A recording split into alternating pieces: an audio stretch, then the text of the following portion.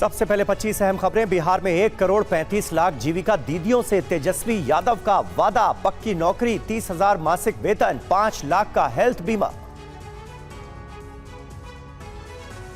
Seat sharing की तकरार के बीच महागठबंधन में डैमेज कंट्रोल की तैयारी। कांग्रेस पर्यवेक्षक अशोक गहलोत पहुंच रहे हैं पटना, कहा गठबंधन में कोई दिक्कत नहीं। बिहार के वैशाली में नामांकन के बाद पहली बार क्षेत्र का दौरा करने पहुंचे तेज प्रताप यादव, घर घर जाकर लिया आशीर्वाद। बिहार में आज 4 रैलियां करेंगे नीतीश कुमार। सिवान में नीतीश को की 2 रैलियां हैं, गोपालगंज और सारण में भी रैली है।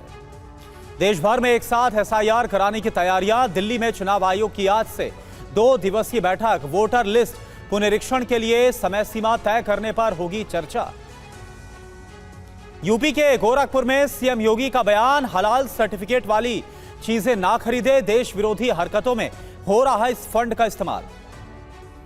कृष्ण के एक और नाम पर सीएम डॉक्टर मोहन यादव ने भगवान कृष्ण के गोपाल नाम पर आपत्ति जताई है। कहा, जो गाय पाले वो गोपाल, कृष्ण जी को गलती से बोलते हैं गोपाल। दिल्ली में छठ की तैयारियों को लेकर अहम बैठक। आज शाम एलजी दफ्तर में होगी मीटिंग। बैठक में उपराज्यपाल विनय कुमार सक्सेना, दिल्ली की मुख्यमंत्री रेखा गुप्ता और मंत्री कपिल मिश्रा मौजूद रहेंगे।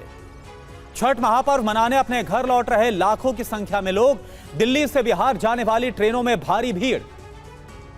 नई दिल्ली रेलवे स्टेशन पर रेल मंत्री ने तैयारियों का जायजा लिया। ट्रेन के अंदर जाकर यात्रियों से बात की।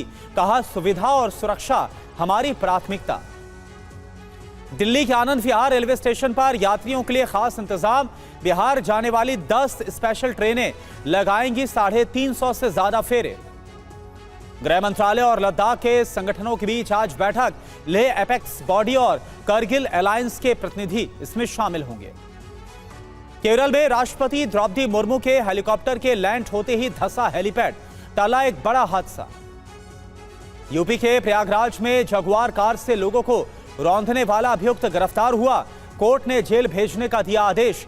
दिवाली की खरीदारी कर रहे दर्जन भर लोगों पर इसने कार चढ़ा दी थी। यूपी के मुरादाबाद में नाबालिग से दुष्कर्म पर परिवार वालों का हंगामा।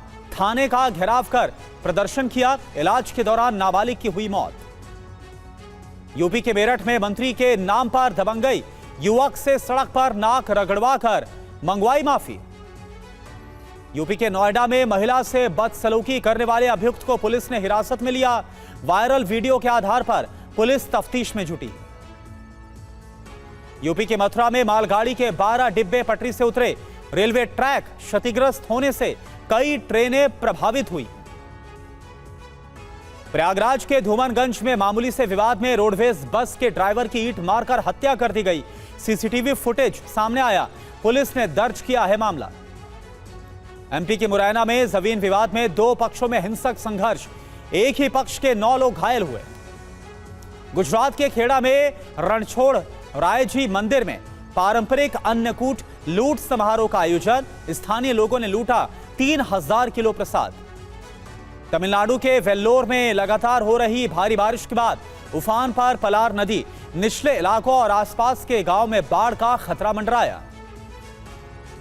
शीतकाल के लिए आज बंद होंगे गंगोत्री धाम के कपाट। प्राकृतिक आपदाओं के बावजूद 7.5 लाख से ज्यादा श्रद्धालुओं ने मां गंगा के दर्शन किए। पीएम मोदी ने गृह मंत्री अमित शाह को दी है जन्मदिन की शुभकामनाएं। आंतरिक सुरक्षा में योगदान को सराहा है।